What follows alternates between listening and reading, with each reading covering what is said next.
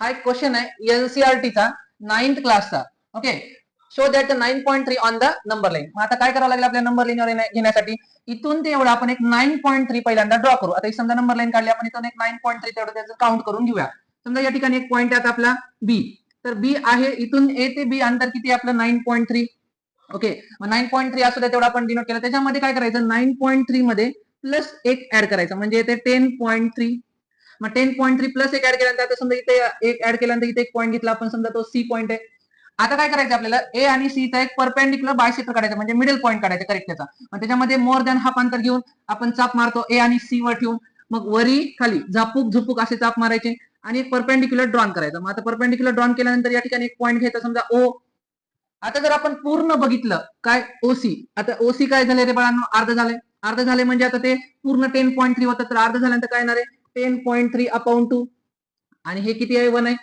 मग काय करायचं आपल्याला ए ला ओ सेंटर घेऊन इथून एक सेमी सर्कल ड्रॉन केला आपण आता सी पर्यंत. ओके, सेमी सर्कल ड्रॉन केल्यानंतर मग परत काय होतंय ए ओ तर कॉमन पॉईंट ए आणि सी मधून ते सेमी सर्कल जाणार आहे. आता काय करायचं इथून आपल्याला एक परपेंडिक्युलर ड्रॉन करतो आपण बी पासून आणि इथं नाव देऊ या ठिकाणी डी.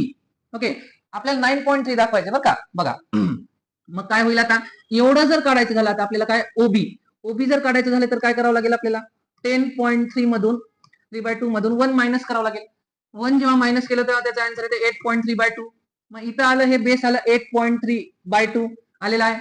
आता हे पूर्ण रेडियस आहे, ही पण रेडियस आहे सेमी सर्कलची आणि ही पण रेडियस आहे. तर आपण आता ह्याला हायपोटेन्यूस जोडला तर हे किती येते आता 10.3. ओके, जेवढा आपला ओसी आहे तेवढंच आपला ओडी आहे कारण की ओ सेंटर आहे. मग हे दोन्ही 10.3 येणार आहे म्हणजे ओडी किती येणार 10.3. आता जर आपण बीडी फाइंड केलो बाय पायथागोरस थेरम, आता आपण बीडी जर फाइंड केलं तर बीडीचा स्क्वेअर इज इक्वल टू काय करावं लागेल आपल्याला ओडीचा स्क्वेअर हायपोटेन्यूसचा स्क्वेअर मायनस बेस म्हणजे काय ओबीचा स्क्वेअर. मग या ठिकाणी आता इथं केलं 10.3/2 चा स्क्वेअर मायनस 8.3/2 चा स्क्वेअर. आता ह्याला कॅल्क्युलेट करूया आपण 10.3 चा स्क्वेअर बाय 4 मायनस 8.3 चा स्क्वेअर बाय 4. ओके, मग आता इथं बाय 4 आलेला आहे. Okay, by 4.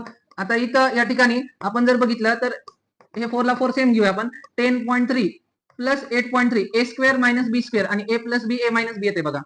मग 10.3 मायनस 8.3 आता ह्याला जर आपण कॅल्क्युलेट केलं तर 10.3 आणि 8.3 किती येणार आहे आपलं